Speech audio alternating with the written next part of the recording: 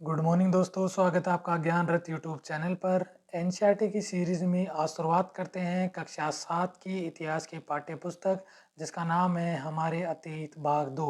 हमने क्लास 6 की इतिहास की पाठ्य पुस्तक जिसका नाम था हमारे अतीत भाग 1 वह कंप्लीट कर ली है।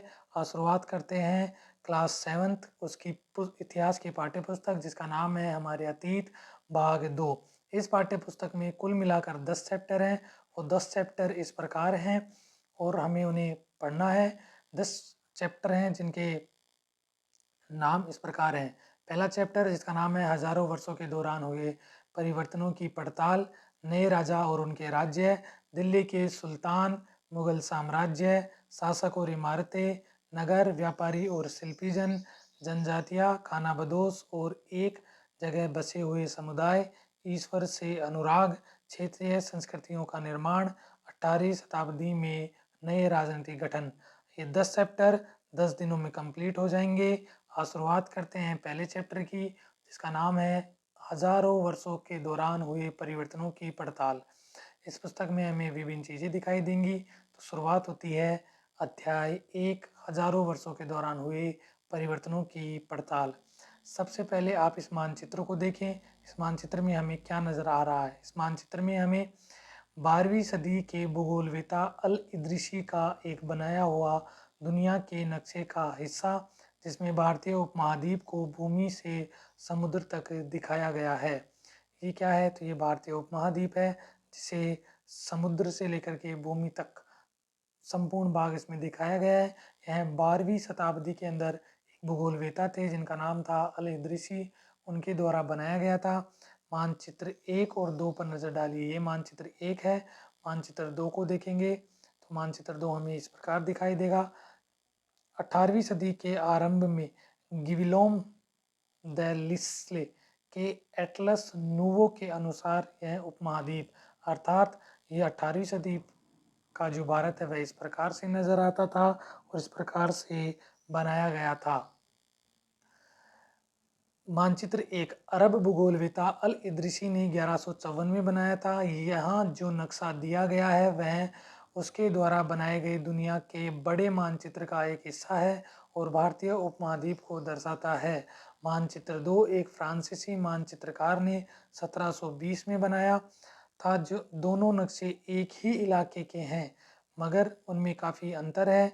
अल इदरिसी के नक्शे में दक्षिण भारत उस जगह है जहां हम आज उत्तर भारत ढूंढेंगे और श्रीलंका का द्वीप ऊपर की तरफ है।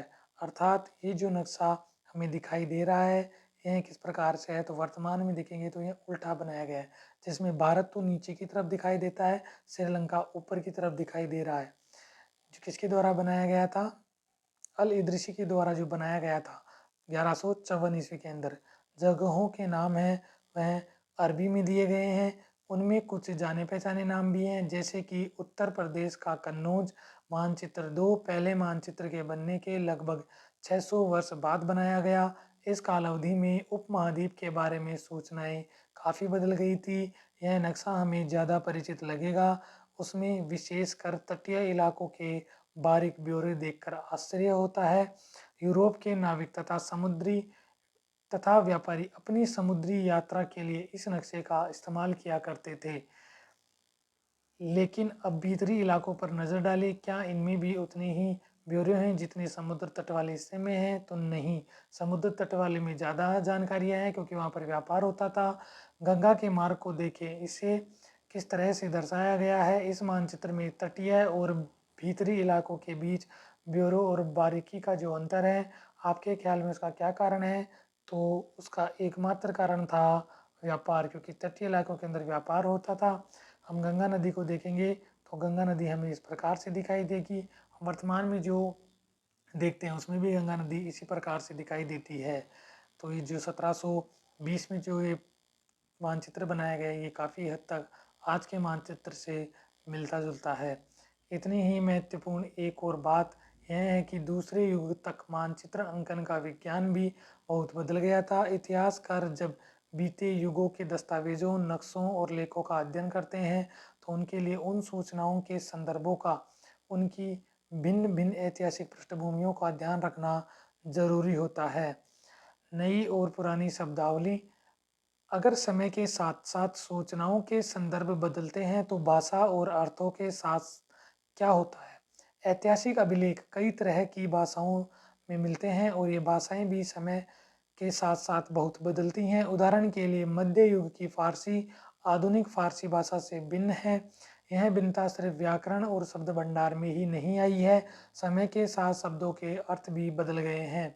उदाहरण के लिए हिंदुस्तान शब्द ले लीजिए। आज हम इसे आधुनिक राष्ट्र राज्य भारत के अर्थ में लेते हैं। 13वीं सदी में जब फारसी के एक इतिहासकार मीनहाज ए सिराज ने हिंदुस्तान शब्द का प्रयोग किया था तो उसका आशय पंजाब, हरियाणा और गंगा यमुना के बीच की स्थिति के इलाकों से था। उसने इस शब्द का राजनीतिक अर्थ में उन इलाकों के लिए इस्तेमाल किया था जो दिल्ली के सुल्तान के अधिकार क्षेत्र में आते थे। सल्तनत के प्रसार के साथ साथ इस शब्द के अंतर्गत आने वाले क्षेत्र भी बढ़ते गए, अर्थात 13वीं शताब्दी के अंतर्गत जब मीनहाज उस सिराज ने हिंदुस्तान शब्द का प्रयोग किया था तो उसमें सिर्फ पंजाब, हरियाणा, गंगा यमुना के बीच का स्थान ही आता था। जैसे जैसे किसी जो राज्य था उसका राज्य जैसे जैसे बढ़ा तो उसका राजनीतिक अर्थ था वह भी बदल गया और सुल्तान के अधिकार क्षेत्र में जो वृद्धि हुई उसके अंदर वे सभी इलाके आने लगे।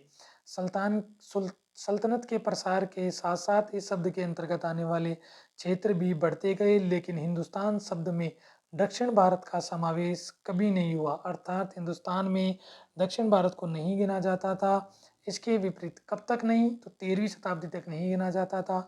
इसके विपरीत 16वीं सदी के आरंभ में बाबर ने हिंदुस्तान शब्द का प्रयोग इस उपमहाद्वीप के भूगोल, पशु पक्षियों और यहाँ के निवासियों की संस्कृति का वर्णन करने के लिए किया। यह प्रयोग 14वीं शताब्दी या 14वीं सदी के कवि अमीर खुसरो द्वारा प्रयुक्त शब्द हिंद के ही कुछ समान था, मगर जहाँ भारत को एक भौगोलिक और सांस्कृतिक सत्व के रूप में पहचाना जा रहा था, वहाँ हिंदुस्तान शब्द से वे राजनीतिक और राष्ट्रीय अर्थ नहीं जुड़े थे जो हम आज जोड़ते हैं। 13वीं शताब्दी के अंदर राजनीतिक अर्थ के अंदर पंजाब, हरियाणा और गंगा के मैदान वाला इलाका ही था, वह हिंदुस्तान के अंतर्गत आता था। साम्राज्य बढ़ा तो हिंदुस्तान शब्द का प्रयोग और अन्य क्षेत्रों के लिए किया जाने लगा। 15वीं शताब्दी के अंतर्गत जो बाबर ने हिंदुस्तान शब्द का प्रयोग किया था वह उस उपमहाद्वीप की संस्कृति, वहाँ के पशु पक्षियों के लिए किया गया था। लेकिन जो आज हम देखते हैं कि भारत और हिंदुस्तान शब्द का प्रयोग है वो जिस भौगोलिक और सांस्कृतिक तत्व के रूप में जाना जा रहा है उस राजनीतिक अर्थ में पहले नहीं लिया जाता था। किसी भी शब्द का प्रयोग करने में इतिहासकारों को बहुत सावधान रहना चाहिए क्योंकि अतीत में उन शब्दों के कुछ अलग ही अर्थ थे। उदाहरण के लिए विदेशी जैसा सीधा साधा शब्द ही ले लीजिए, हमारे लिए आज इसका अर्थ होता है ऐसा व्यक्ति जो भारतीय न हो। लेकिन मध्य युग में मानो किसी गांव में आने वाला कोई भी अनजान व्यक्ति जो उस समाज या संस्कृति का अंग न हो विदेशी कहलाता था। अर्थात ये मान लीजिए कि पंजाब का कोई व्यक्ति यदि राजस्थान आता है तो राजस्थान वासियों के लिए वह पंजाबी व्यक्ति क्या होगा, मध्य युगीन में वह पंजाबी व्यक्ति विदेशी कहा जाता था। आज पंजाब से आने वाले को विदेशी नहीं कहा जाता, आज तो अमेरिका से कोई आया है तो विदेशी कहा जाता है। ऐसे व्यक्ति को हिंदी में परदेशी और फारसी में अजनबी कहा जा सकता है। इसलिए किसी नगरवासी के लिए वनवासी विदेशी होता था, किंतु एक ही गांव में रहने वाले दो किसान अलग अलग धार्मिक या जाति परंपराओं से जुड़े होने पर भी एक दूसरे के लिए विदेशी नहीं होते थे। एक गांव के अंदर मुस्लिम भी रहते हैं और हिंदू भी रहते हैं, लेकिन एक दूसरे के लिए विदेशी नहीं है। जबकि बाहर से कोई, चाहे वो हिंदू ही आया हो, वह क्या होगा, विदेशी होगा। इतिहासकार और उनके स्रोत। उससे पहले क्या आपको ऐसे कुछ और शब्दों का ध्यान है जिनके अर्थ भिन्न भिन्न संदर्भों में लिए जाते हैं? शायद कुछ शब्द हैं लेकिन अभी याद नहीं आ रहे हैं। इतिहासकार और उनके स्रोत। इतिहासकार किस युग का अध्ययन करते हैं और उनकी खोज की प्रकृति क्या है, इसे देखते हुए वे अलग अलग तरह के स्रोतों का सहारा लेते हैं। उदाहरण के लिए पिछले साल आपने गुप्त वंश के शासकों और हर्षवर्धन के बारे में पढ़ा। इस पुस्तक में हम मोटे तौर पर 700 से 1750 ईस्वी तक लगभग 1000 वर्षों के इतिहास के बारे में पढ़ेंगे। इस काल के अध्ययन के लिए इतिहासकार जिन स्रोतों का प्रयोग करते हैं उनमें आपको बहुत सी बातें ऐसी लगेंगी जो पिछले युग से वैसी ही चली आ रही हैं। इतिहासकार इस काल के बारे में सूचना इकट्ठी करने के लिए अभी भी सिक्कों, शिलालेखों, स्थापत्य में भवन निर्माण कला तथा लिखित सामग्री पर निर्भर करते हैं, पर कुछ बातें पहले से काफी भिन्न थीं। इस युग में प्रमाणिक लिखित सामग्री की संख्या और विविधता आश्चर्यजनक रूप से बढ़ गई। इसके आगे इतिहासकार सूचनाओं के दूसरे प्रकार के स्रोतों का इस्तेमाल धीरे धीरे कम करने लगे। इस समय के दौरान कागज क्रमशः सस्ता होता गया और बड़े पैमाने पर उपलब्ध भी होने लगा। लोग धर्मग्रंथ, शासकों के वृत्तांत, संतों के लेखन तथा उपदेश, अर्जियां, अदालतों के दस्तावेज, हिसाब तथा करों के खाते आदि लिखने में इसका उपयोग करने लगे। धनी व्यक्ति, शासक जन, मठ तथा मंदिर पांडुलिपियां एकत्रित किया करते थे। इन पांडुलिपियों को पुस्तकालय तथा अभिलेखागारों में रखा जाता था। इन पांडुलिपियों तथा दस्तावेजों से इतिहासकारों को बहुत सारी विस्तृत जानकारी मिलती है, मगर साथ ही इनका उपयोग कठिन भी है। कागज का मूल्य किस प्रकार से निर्धारित होता है? इन दो प्रसंगों की तुलना कीजिए। 13वीं सदी के मध्य में एक विद्वान को एक पुस्तक की प्रतिलिपि की जरूरत पड़ी। उसके पास उतना कागज नहीं था, इसलिए उसने एक ऐसी पांडुलिपि को धो डाला जिसकी उसे जरूरत नहीं थी और उसके कागज को सुखाकर उसका इस्तेमाल कर लिया। एक सदी बाद अगर आप बाजार से कोई खाद्य पदार्थ खरीदते तो हो सकता है कि आपकी किस्मत अच्छी होती और दुकानदार वह वस्तु कागज में लपेट कर देता। तो कागज कब अधिक महंगा था? तो 13वीं सदी के लमसम कागज बहुत महंगा था। एक सदी बाद हम कह सकते हैं कि 14वीं सदी के अंतर्गत कागज का मूल्य क्या हो गया? बहुत कम हो गया, क्योंकि कागज बनाने की कला और कागज बहुत सस्ते थे। कब आसानी से उपलब्ध था? 14वीं शताब्दी में। 13वीं शताब्दी में या 14वीं में? तो 14वीं शताब्दी में आसान था। 13वीं शताब्दी में कागज बहुत महंगा था, क्योंकि लिखने के लिए ही कागज नहीं था। अभिलेखागार क्या होता है? ऐसा स्थान जहां दस्तावेजों और पांडुलिपियों को संग्रहित किया जाता है। आज सभी राष्ट्रीय और राज्य सरकारों के अभिलेखागार होते हैं, जहां वे अपने तमाम पुराने सरकारी अभिलेख और लेन देन के ब्यौरों का रिकॉर्ड रखते हैं। उन दिनों छापेखाने तो नहीं, इसलिए लिपि और नकल नवीस हाथ से ही पांडुलिपियों की प्रतिकृति बनाते थे। क्योंकि छापेखाने नहीं थे, इसलिए पहले से कोई लिखी गई थी उसकी कॉपी करने के लिए एक व्यक्ति को बिठाया जाता था, वह देख करके उसकी कॉपी लिखता था। अगर आपने कभी किसी मिस्त्री के गृह कार्य की नकल उतारी है तो आप जानते होंगे कि यह काम आसान नहीं है। कभी कभी आपको अपने मित्र की लिखावट समझ में नहीं आती होगी। यहाँ पर है मित्र, यानी कि आप स्कूल गए, वहाँ से कॉपी लेकर आए और कॉपी में होमवर्क कर लिया, तो क्या क्या समस्या आ सकती थी? तो कभी कभी आपको अपने मित्र की लिखावट समझ में नहीं आती होगी और आपको मजबूर होकर अंदाज ही लगाना पड़ता होगा कि क्या लिखा गया है। फलस्वरूप आपके लिखे में मित्र के लिखे हुए से कुछ छोटे मोटे लेकिन महत्वपूर्ण अंतर आ जाते होंगे। पांडुलिपि की प्रतिलिपि बनाने में भी कुछ कुछ यही होता था। उस पांडुलिपि की प्रतिलिपि बनानी है तो कई बार समझ में नहीं आता था, तो अंदाजन कुछ लिखा जाता था और वो लिखा हुआ उन दोनों लिपियों में परिवर्तन कर देता था। प्रतिलिपियां बनाते हुए लिपिक छोटे मोटे फेरबदल करते चलते थे, कहीं कोई शब्द, कहीं कोई वाक्य। सदी दर सदी प्रतिलिपियों की भी प्रतिलिपियां बनती रही। एक प्रतिलिपि, उसकी एक अन्य प्रतिलिपि, फिर उसकी अन्य प्रतिलिपि। यहाँ पे कुछ परिवर्तन, यहाँ पे और बड़ा परिवर्तन, यहाँ पे और बड़ा परिवर्तन हुआ। अंततः एक ही मूल ग्रंथ की भिन्न भिन्न प्रतिलिपियां एक दूसरे से बहुत ही अलग हो गई। इससे बड़ी गंभीर समस्या उत्पन्न हो गई, क्योंकि आज हमें लेखन की मूल पांडुलिपि शायद ही कहीं मिलती है।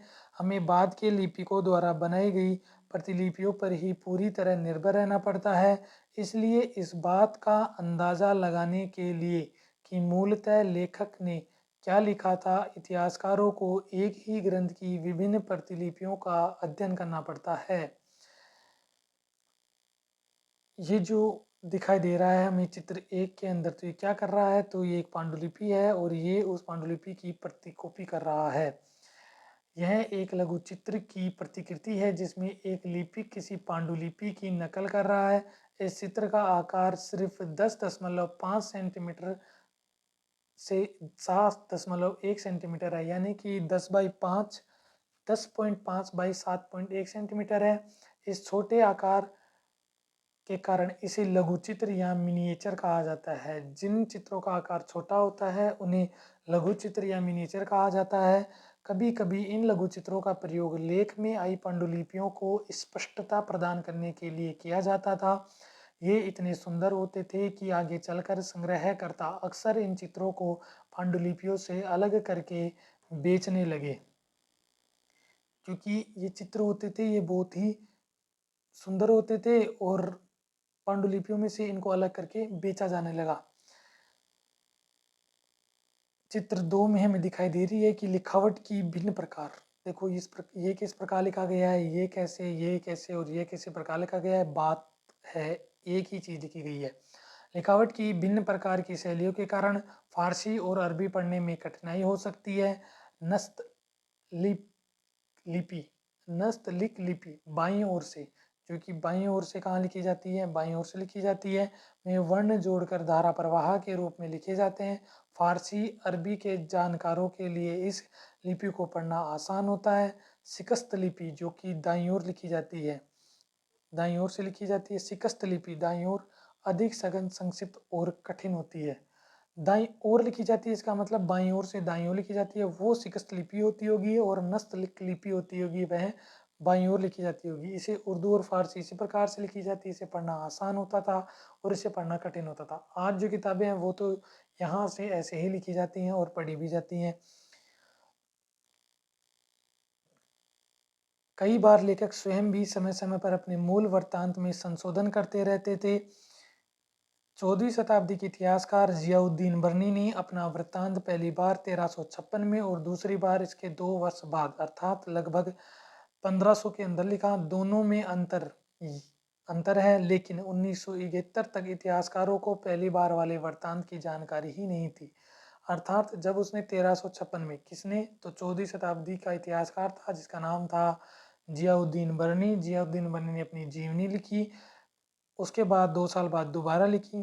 जो दोबारा लिखी गई थी उसकी जानकारी इतिहासकारों को है और उसमें परिवर्तन भी हुए होंगे, लेकिन जब पहली बार लिखी गई थी उसके बारे में इतिहासकारों को कोई जानकारी नहीं है। नए सामाजिक और राजनीतिक समूह है।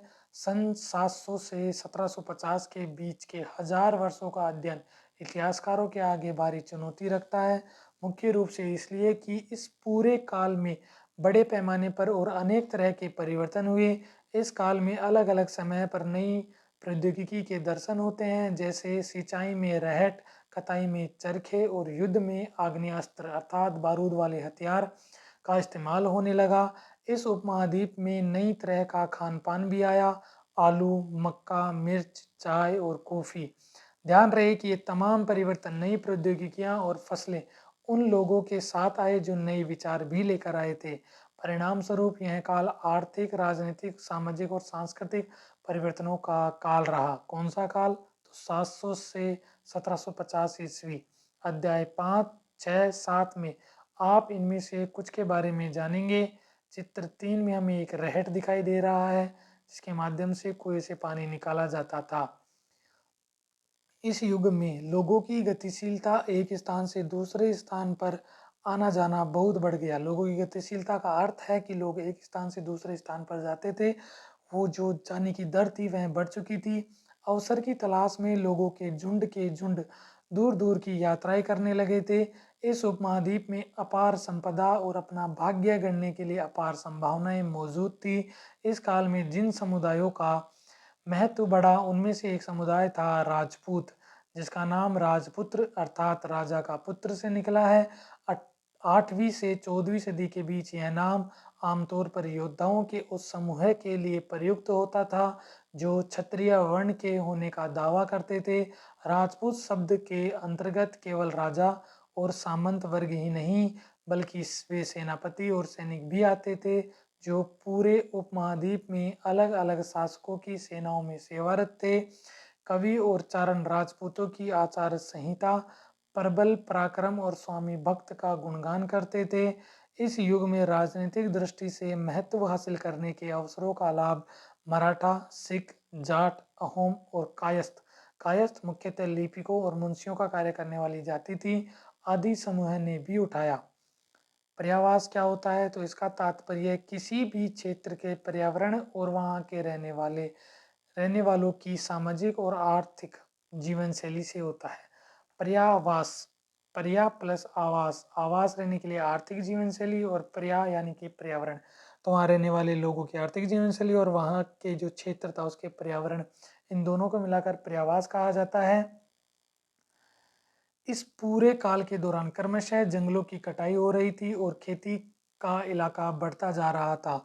कुछ क्षेत्रों में यह परिवर्तन अन्य क्षेत्रों की अपेक्षा अधिक तेजी से और पूरे तौर पर हुआ। पर्यावास में परिवर्तन के कारण कई वनवासियों को मजबूर होकर अपना स्थान छोड़ना पड़ा। कुछ और वनवासी जमीन की जुताई करने लगे और कृषक बन गए। कृषकों के ये नए समूह क्षेत्रीय बाजार, मुखियाओं, पुजारियों, मठों और मंदिरों से प्रभावित होने लगे। वे बड़े और जटिल समाजों के अंग बन गए। उन्हें कर चुकाने पड़ते थे और स्थानीय मालिक वर्ग की बेगार करनी पड़ती थी। परिणाम स्वरूप किसानों के बीच आर्थिक और सामाजिक अंतर उभरने लगे। कुछ के पास ज़्यादा उपजाऊ ज़मीन होती थी, कुछ लोग मवेशी भी पालते थे और कुछ लोग खेती से खाली समय में दस्तकारी आदि का कुछ काम कर लेते थे। जैसे जैसे समाज में अंतर बढ़ने लगे, लोग जातियों और उपजातियों में बांटे जाने लगे और उनकी पृष्ठभूमि और व्यवसाय के आधार पर उन्हें समाज में ऊंचा या नीचा दर्जा दिया जाने लगा। ये दर्जे स्थायी नहीं थे। किसी जाति विशेष के सदस्य के हाथों में कितनी सत्ता, प्रभाव और संसाधन का नियंत्रण है, इसके आधार पर उसके दर्जे बदलते रहते थे। एक ही जाति का किसी क्षेत्र में कोई दर्जा हो सकता था और किसी अन्य क्षेत्र में कोई और। अर्थात एक जाति है, मान लीजिए जाट है, जाट का इस क्षेत्र के अंदर तो प्रभुत्व है लेकिन इस क्षेत्र में नहीं है। यहाँ पर कौन है, तो यहाँ पर गुर्जर जाति या फिर राजपूत या कोई भी जाति थी, वह क्या थी, वह वर्चस्व के अंदर थी। इस अनुभाग में जो प्रौद्योगिकी है, आर्थिक, सामाजिक और सांस्कृतिक परिवर्तन वर्णित हैं, उनमें से कौन कौन से परिवर्तन आपकी समझ में आपके शहर या गांव में सबसे महत्वपूर्ण है। तो वो सारे परिवर्तन जो यहाँ दिए गए हैं वो मेरे गांव में भी क्या थे, महत्वपूर्ण थे। अपने सदस्यों के व्यवहार का नियंत्रण करने के लिए जातियां स्वयं अपने अपने नियम बनाती थी। इन नियमों का पालन जाति के बड़े बुजुर्गों की एक सभा करवाती थी, जिसे कुछ इलाकों में जाति पंचायत कहा जाता है। जिस प्रकार से ग्राम पंचायत हुआ करती थी पहले, उसी प्रकार से जाति पंचायत होती थी। लेकिन जातियों को अपने निवासियों के गांवों के रिवाज का पालन भी करना पड़ता था। इसके अलावा कई गांवों पर मुखियाओं का शासन होता था। मिल मिलाकर वे किसी राज्य की एक छोटी इकाई भर होती थी। क्षेत्र और साम्राज्य, चोल हमने अध्याय 2 में पढ़ा था। तुगलक के बारे में हम अध्याय 3 में पढ़ेंगे। मुगल अध्याय 4 में। जैसे बड़े बड़े राज्यों के अंतर्गत कई सारे क्षेत्र आ जाते थे। दिल्ली के सुल्तान गयासुद्दीन बलबन, जिसका शासनकाल 1266 से 1287 तक था, की प्रशंसा में एक संस्कृत प्रशस्ति, प्रशस्ति के उदाहरण के लिए अध्याय 2 देखिए। प्रशस्ति क्या होती है, तो जो भी दरबारी कवि होते थे अपनी राजा की प्रशंसा के लिए अभिलेख लिखवाते थे। उस अभिलेख में उस राजा की वीर गाथाएं, उसके द्वारा लड़े गए युद्ध, उसके द्वारा दिए गए दान आदि के बारे में उल्लेखित होता था। उन्हें प्रशस्ति कहा जाता था।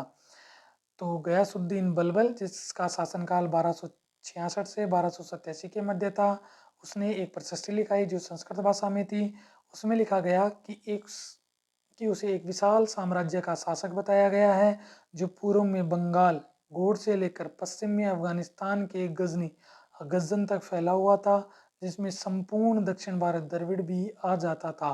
गोड़ जो कि पश्चिम बंगाल, आंध्र, केरल, कर्नाटक, महाराष्ट्र और गुजरात आदि भिन्न भिन्न क्षेत्र के लोग उसकी सेना के आगे पलायन कर जाते थे, यानी कि उसकी सेना से युद्ध नहीं लड़ते थे, हार मान जाते थे या वापस लौट जाते थे। इतिहासकार विजय अभियान के इन दावों को अतिशयोक्तिपूर्ण मानते हैं। अतिशयोक्तिपूर्ण यानी बढ़ा चढ़ाकर मानते हैं। साथ ही वे यह समझने की कोशिश में भी लगे रहते हैं कि शासक लोग इस उपमहाद्वीप के भिन्न भिन्न भागों पर अपने अधिकार का उल्लेख क्यों करते रहते हैं, क्यों करते हैं जब वो क्षेत्र उनके शासन के अधीन था ही नहीं। क्या आप समझते हैं शासक ऐसे दावे क्यों करते थे? अपना डर बढ़ाने के लिए या फिर अपनी ख्याति को अमर करने के लिए? हमारे हिसाब से तो इसी प्रकार से होता था। अब जो गयासुद्दीन तुगलक था वह कहाँ से कहाँ तक करता था, तो पश्चिम बंगाल में यहाँ पर पड़ता था गोड़, और ये है अफगानिस्तान। यहाँ से लेकर यहाँ तथा दक्षिण के अंदर आप तमिलनाडु तक चले जाओ, यहाँ तक कौन था, तो यहाँ पर था उसका शासन, गयासुद्दीन का शासक था।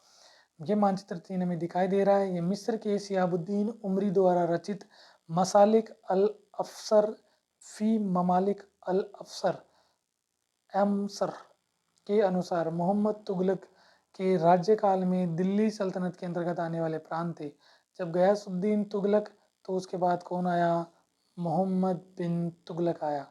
तो ये चित्र में दिखाई दे रहा है, ये मोहम्मद बिन तुगलक का है, जिसके अंतर्गत कौन कौन से आते थे, जिसके अंदर सिविस्तान, उच्च, मुल्तान, कालानौर, लाहौर, समाना, सरस्वती, कोराम, हासीन, दिल्ली, बदायूं, कन्नौज, कड़ा, अवध, बिहार, लखनौती, जाजनगर, मालवा, गुजरात, देवगिरी, तेलंगाना, तेलंग, द्वार समुद्र और माबार। हमें दिखाई दे रहा है यहाँ पर कौन था, माबार था। ये है द्वार समुद्र, ये है तेलंग, तथा इसे ये है तेलंगाना, और ये है मालवा को यहाँ पर नहीं, मालवा को यहाँ दर्शाया गया है, जबकि ये जाजनगर है। इसके अलावा ये देवगिरी, और देवगिरी के बाद हम यदि इसकी बात करें तो ये क्या है, तो ये लखनौती है। जाजनगर, लखनौती, यहाँ पर है बिहार। इस प्रकार से आप देख लेना, संख्या लिख रही है, और वो है भाषा तथा क्षेत्र। भाषा तथा क्षेत्र, सन 1318 में कवि अमीर खुसरो ने इस बात पर गौर किया था कि इस देश के हर क्षेत्र की एक अलग भाषा है। सिंधी, लाहौरी, कश्मीरी, द्वार समुद्री दक्षिणी कर्नाटक में, तेलंगानी आंध्र प्रदेश में, गुजरी गुजरात में, महाबारी तमिलनाडु में, गोड़ी बंगाल में, अवधी पूर्वी उत्तर प्रदेश में, और हिंदवी दिल्ली के आसपास की भाषा क्षेत्र के अंदर बोली जाने वाली भाषा हिंदवी थी, दिल्ली के आसपास जो बोली जाती थी। अमीर खुसरो ने आगे बतलाया है कि इन भाषाओं के विपरीत एक भाषा संस्कृत भी है, जो किसी विशेष क्षेत्र की भाषा नहीं है। यह एक प्राचीन भाषा है जिसे केवल ब्राह्मण जानते हैं, आम जनता नहीं जानती थी। अमीर खुसरो द्वारा उल्लेखित भाषाओं की एक सूची बनाइए, और एक सूची उन भाषाओं के नामों की बनाइए जो उनके द्वारा उल्लेखित क्षेत्रों में आज बोली जाती है। जो नाम एक से हैं उन्हें रेखांकित कीजिए, जो नाम भिन्न हैं उनके चारों ओर घेरा खींच दीजिए। क्या आपने ध्यान दिया कि समय के साथ भाषाओं के नाम बदल गए हैं? हाँ, हिंदवी शायद दिल्ली के आसपास बोली जाती होगी, लेकिन आज हिंदी बोली जाती है। तमिलनाडु में महाबरी की जगह तमिल बोली जाती है। बंगाल में गोड़ी की जगह बंगाली बोली जाती है। आंध्र प्रदेश में तेलंगानी तेलंगाना बोली जाती है। दक्षिणी कर्नाटक के अंदर कन्नड़ बोली जाती है। सन 700 तक कई क्षेत्रों के अपने अपने भौगोलिक आयाम तय हो चुके थे, और अपनी अपनी भाषा तथा सांस्कृतिक विशेषताएं स्पष्ट हो चुकी थी। अध्याय 9 में आपको इनके बारे में और अधिक जानकारी मिलेगी। ये क्षेत्र विशेष शासक राजवंशों से भी जुड़ गए थे। इन राज्यों के बीच काफ़ी टकराहटें चलती रहती थी। कभी कभी चोल, खलजी, तुगलक और मुगल जैसे राजवंश अनेक क्षेत्रों में फैला एक विशाल साम्राज्य भी खड़ा कर लेते थे। ये सभी साम्राज्य समान रूप से स्थिर या सफल नहीं हो पाते थे। उदाहरण के लिए अध्याय 3 और अध्याय 4 की तालिका 1 की तुलना कीजिए। खलजी और मुगल वंश के शासन कितनी कितनी अवधि तक चले, हम देख लेंगे। उसके अंदर 18वीं सदी में मुगल वंश पतन के ढलान पर था, क्योंकि 1707 के अंदर औरंगजेब की मृत्यु हो गई। उसके बाद जो शासक आए वो इतने योग्य नहीं थे। फलस्वरूप क्षेत्रीय राज्य फिर से उभरने लगे, जिनका अध्ययन हम अध्याय 10 में करेंगे। लेकिन वर्षों से जो सर्व क्षेत्रीय साम्राज्यों का शासन चल रहा था, उससे क्षेत्रों की प्रकृति बदल गई। उन पर कई छोटे बड़े राज्यों का शासन चलता रहा था, और उन राज्यों की बहुत सी बातें इस उपमहाद्वीप के अधिकतर भाग पर फैले इन क्षेत्रों को विरासत में मिली थी। इस तथ्य का पता हमें उन परंपराओं से लगता है जो इन क्षेत्रों से उभरी थी। इन परंपराओं में कुछ एक दूसरे से भिन्न और कुछ एक समान है। ऐसी परंपराएं हमें प्रशासन, अर्थव्यवस्था के प्रबंधन और उच्च संस्कृति तथा भाषा के संदर्भ में मिलती हैं। सन 700 से लेकर 1750 के बीच के 1000 वर्षों में इन विभिन्न क्षेत्रों की प्रकृति एक दूसरे से कटकर अलग अलग नहीं पनपी थी। हालांकि उनके चरित्र की अपनी विशिष्टताएं बनी रहती थी, मगर समन्वय की सर्व क्षेत्रीय ताकतों का प्रभाव भी उन पर पड़ा था। पता लगाइए कि क्या आपका राज्य कभी इन सर्व क्षेत्रीय साम्राज्यों का हिस्सा था। तो मान लीजिए क्या मैं जयपुर के अंदर हूँ, जयपुर के अंदर कौन से शासक, तो राजपूत थे। राजपूतों का गठबंधन किसके साथ, मुगलों के साथ भी था। तो मैं कह सकता हूँ कि मुगलों का अधिकार जयपुर के अंदर था। पुराने और नए धर्म, इतिहास के जिन हजार वर्षों की पड़ताल हम कर रहे हैं, इनके दौरान धार्मिक परंपराओं में कई बड़े परिवर्तन आए। दैनिक तत्व में लोगों की आस्था कभी कभी बिल्कुल ही व्यक्तिगत स्तर पर होती थी, मगर आमतौर पर इस आस्था का स्वरूप सामूहिक होता था। किसी दैविक तत्व में सामूहिक आस्था यानी धर्म प्राय स्थानीय समुदायों के सामाजिक और आर्थिक संगठन से संबंधित होती थी। जैसे जैसे इन समुदायों का सामाजिक संसार बदलता गया, वैसे ही इनकी आस्थाओं में भी परिवर्तन आता गया। क्या आपको संस्कृत ज्ञान एवं ब्राह्मणों के बारे में अमीर खुसरो की टिप्पणियां याद हैं? तो शायद छठी क्लास में हमने पढ़ी थी कि कौन कौन सी टिप्पणियां थी। आज हम जिसे हिंदू धर्म कहते हैं, उसमें भी इसी युग में महत्वपूर्ण बदलाव आए। इन परिवर्तनों में से कुछ थे नई देवी देवताओं की पूजा, राजाओं द्वारा मंदिरों का निर्माण और समाज में पुरोहितों के रूप में ब्राह्मणों का बढ़ता महत्व तथा बढ़ती सत्ता। संस्कृत ग्रंथों के ज्ञान के कारण समाज में ब्राह्मणों का बड़ा आदर होता था। इनके संरक्षक थे नए नए शासक जो स्वयं प्रतिष्ठा की चाह में थे। नए नए शासक जो स्वयं प्रतिष्ठा की चाह में थे, इसलिए वे इन संस्कृत ग्रंथों के कारण ब्राह्मणों को जो प्रतिष्ठा बढ़ी थी, ब्राह्मणों की रक्षा करने लगे। इन संरक्षकों का समर्थन होने के कारण समाज में इनका दबदबा और भी बढ़ गया, यानी कि ब्राह्मणों का दबदबा और भी बढ़ गया। संरक्षक किसे कहते हैं? कोई प्रभावशाली धनी व्यक्ति जो किसी कलाकार, शिल्पकार, विद्वान या अभिजात वर्ग जैसे किसी अन्य व्यक्ति को मदद या सहारा दे। हम ये कह सकते हैं क्या वर्तमान में कि मोदी जी हैं वो अडानी हो गए, अंबानी हो गए आदि को संरक्षण प्रदान करते हैं? आप देख लीजिएगा। लेकिन संरक्षक का मतलब यही होता है कि कोई बड़ा आदमी जिसका प्रभुत्व अधिक हो, वो किसी अन्य अभिजात वर्ग की रक्षा करे, उसके प्रभुत्व को बढ़ाने में मदद करे। इस युग में एक महत्वपूर्ण परिवर्तन भक्ति की अवधारणा के रूप में आया। इसमें ईश्वर की कल्पना एक ऐसे प्रेमल इष्ट देवी देवता के रूप में की गई थी जिस तक पुजारियों के विशद कर्मकांड के बिना ही भक्त स्वयं पहुंच सके। इस विषय में और साथ ही दूसरी परंपराओं के बारे में आपको अध्याय 8 में जानकारी मिलेगी। यही वह युग था जिसमें इस उपमहाद्वीप में नए नए धर्मों का भी आगमन हुआ। कुरान शरीफ का संदेश भारत में पहले 7वीं सदी में व्यापारियों और आप्रवासियों के जरिए पहुंचा। मुसलमान कुरान शरीफ को अपना धर्म ग्रंथ मानते हैं, केवल एक ईश्वर अल्लाह की सत्ता को स्वीकार करते हैं जिसका प्रेम, करुणा और उदारता अपने में आस्था रखने वाले हर व्यक्ति को गले लगाता है, चाहे उस व्यक्ति की सामाजिक पृष्ठभूमि कुछ भी रही हो। कई शासक इस्लाम और इसके विद्वान धर्मशास्त्रियों और न्यायशास्त्रियों अर्थात उलेमा को संरक्षण देते थे। हिंदू धर्म की ही भांति इस्लाम के अनुयायी भी अपने धर्म की अलग अलग तरह से व्याख्या करते थे। मुसलमानों में कुछ शिया थे जो पैगंबर साहब के दामाद अली को मुसलमानों का विधि सम्मत नेता मानते थे, और कुछ सुन्नी थे जो खलीफाओं के प्रभुत्व को स्वीकार करते थे। मुसलमानों के भी दो गढ़े थे, एक थे शिया जो कि पैगंबर मोहम्मद साहब के दामाद अली को मुसलमानों का विधि सम्मत नेता मानते थे, और कुछ थे सुन्नी जो खलीफाओं के प्रभुत्व को स्वीकार करते थे।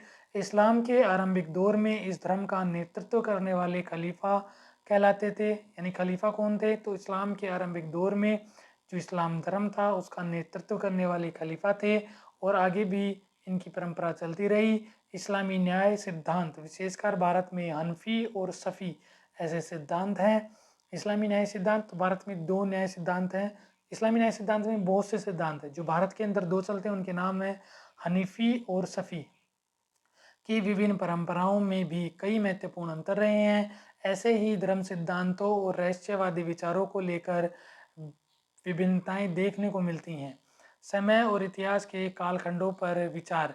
इतिहासकार समय को केवल घड़ी या कैलेंडर की तरह नहीं देखते, यानी कि केवल घंटों, दिन या वर्षों के बीतने के रूप में ही नहीं देखते।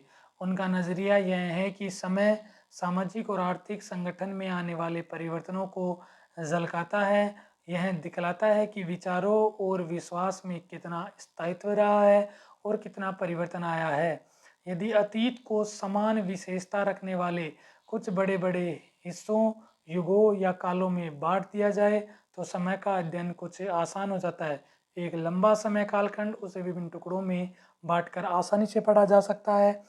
19वीं सदी के मध्य में अंग्रेज इतिहासकारों ने भारत के इतिहास को 3 युगों में बांटा: हिंदू, मुस्लिम और ब्रिटिश काल। पहले हिंदुओं का शासन था, फिर मुस्लिमों का शासन था, फिर ब्रिटिश काल था। यह विभाजन इस विचार पर आधारित था कि शासकों का धर्म ही एकमात्र महत्वपूर्ण ऐतिहासिक परिवर्तन होता है और अर्थव्यवस्था, समाज और संस्कृति में और कोई भी महत्वपूर्ण बदलाव नहीं आता। अर्थात उनका मानना था कि केवल धर्म परिवर्तन होते हैं, अर्थव्यवस्था समाज और संस्कृति में कोई परिवर्तन नहीं होता है। इस दृष्टिकोण से इस उपमहाद्वीप की अपार विविधता की उपेक्षा की जाती है। उपेक्षा का मतलब होता है कि उसे तरजीह नहीं दी जाती, उसे वैल्यू नहीं दी जाती, उसकी समाज, संस्कृति और अर्थव्यवस्था में हुए बदलावों को नहीं देखा जाता। इस काल विभाजन को आज बहुत कम इतिहासकार स्वीकार करते हैं।